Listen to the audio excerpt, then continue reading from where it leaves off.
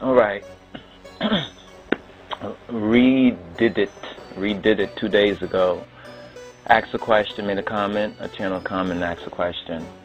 I have an important question. How do I become sovereign and rid myself of my false name given on my license, which is in all caps, making me a corporation or entity belonging to the United States? Thank you, brother, for all your diligent study and administering of the truth. Well, we give thanks and praise to Yah and his Moshiach, to Jesus Christos, Getachin, in the name of Kedamawi Haile Selassie.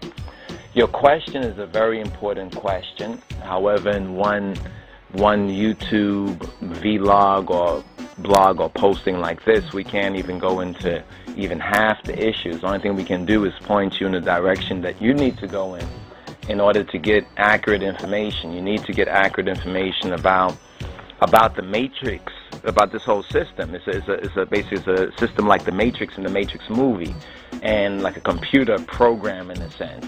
And if you want to set up your own web pages or website, you have to learn the code. You have to learn that information. Now, it may seem like a lot, but it's not really a lot once you begin off with certain basic principles. So the first thing I would say is to acquire accurate information. You need to acquire accurate information. Because when you ask about becoming sovereign, well, one is born as a child of God. One is born sovereign. So as Jah's child, one is sovereign. One is a citizen of the kingdom of the King of Kings as Jah's child. But then one has to go through the adoption. So we're speaking of a spiritual level. We're speaking of true Christianity. We're speaking of the good news of His Majesty and His Christ, in order for one to have that confidence and that knowledge and that surety that one is a child of God, and one can respond through the Holy Spirit to any sort of situation. Now, I don't even know how to even sum this up in kind of brief relief, really, because these kind of issues are involved, but I don't want to make it seem to a person like, like it's too much, like it's impossible to know. But the first thing is our spiritual birth. The first thing is our spiritual new birth. Is to be born again in spirit and in truth.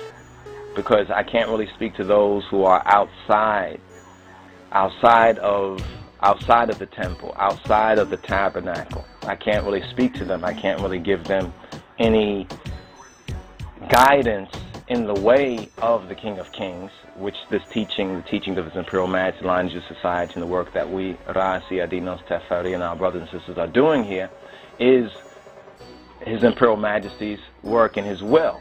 So if one is not in His will, we're not here to try to convince one to be in His will, but to proclaim to one the good news and the verity or the truth of that. The first thing that you need to do is to acquire accurate information.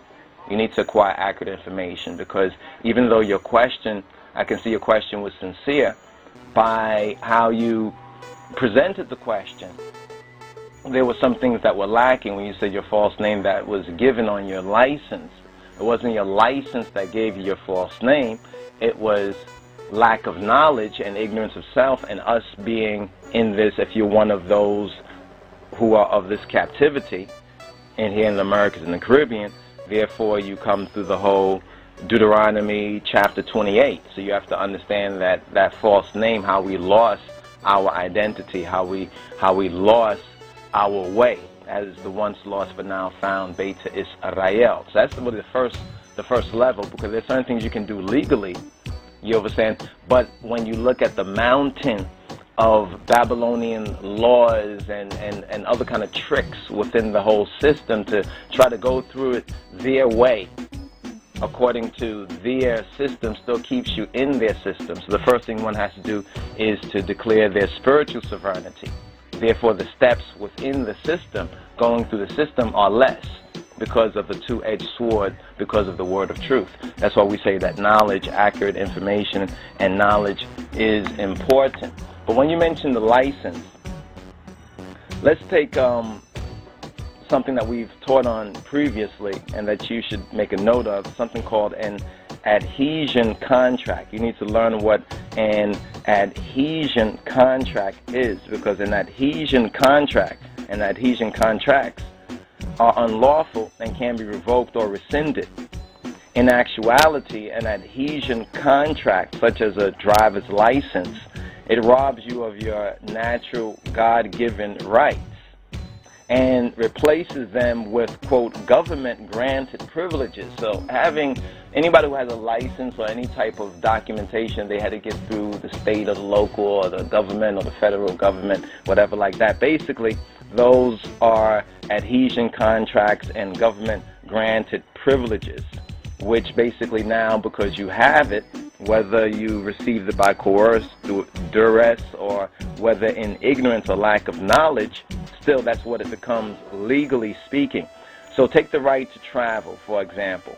When you apply for a driver's license, obviously you had to apply for a driver's license, or your parents applied with you if you was not of age or just about of age or something like that for a driver's license. When this happened, you were unknowingly waiving your natural rights to travel. So when we as a Rastafari, ones would hear a lot of proclamation and speaking and talk of I and I natural. Rastafari, I and I is natural. You understand? The natural man.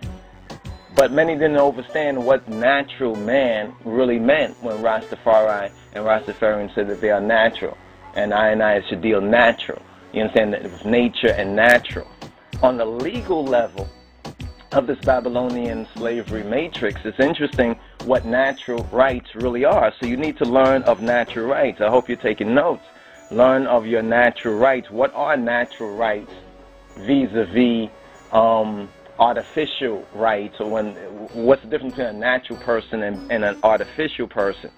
So when you apply for a driver's license, for example, you are unknowingly waiving your natural rights to travel, and you enter into what is known as an adhesion contract, quote, for hire, end quote, for hire. And this is codified, and you can look this up for yourself. Don't take my word for it, but get the proof, get the information, document it, put it in a portfolio, because you need the paperwork. You know what I'm saying? You need the paperwork. The only paperwork most of us have is paperwork that we're given or that we apply for, waiving many of our rights from the federal, the state, or the local so-called government, the local so-called post-slavery authorities. Anyway, the for hire codified, the adhesion contract that is known as for hire, which is linked with the driver's license, is codified at Title 18 U.S.C. 31. So you can look it up, Title 18 U.S.C. 31. Now, the implementing regulation is found at the 49th Code of the Federal Regulations of the CFR, Part 391. Now, plain and simply, because all that's kind of some legal mumbo jumbo, but you do need to you should get the information and have that document as part of a portfolio, because like we said, we live in a paper sea. You understand? We live under, in a sense, a paper sea. In other words, a sea of papers. We always need documentation. How many times, whatever you need to do, you need some sort of paper. You understand? Some sort of paper one needs. Both kinds of paper, both paper which comes from the federal government documentation and also the paper to even do business or buy or sell or whatever like that, is all under the basic mark of the beast. So you need that documentation. But plain and simply, wrapping this part of it up, that the driver's license, it places the, quote, driver, end quote, in, quote, traffic, end quote. That may seem obvious, right? That the driver's license places the, quote, driver in, quote, traffic. But this is defined in Black Law's Dictionary as commerce. If you look it up online or even acquire a copy or go to the library where the lies are buried and get a Black Law's Dictionary, notice that they call it Black Law. What do you think it's called Black Law for? Oh, they'll tell you it's the name of the person. Anyway, Black Law's Dictionary as commerce. So when you get a driver's license and you become the driver, you are now placed in traffic. And under the law and defined in all reputable and operational law dictionaries, that is defined as commerce. So once you get behind the wheel of a car with a driver's license and you start driving in traffic, you are engaging in commerce. That's why police can ask you for your driver's license, whether you have the right to engage in commerce. So when you speak about ridding yourself of the false name wasn't given by the driver's license, but you or someone gave it for you, gave that false name, and that false name actually was given. You see, the false name part of it is part of our God-given rights, and how we as the once lost but now found Beta Israel lost our God-given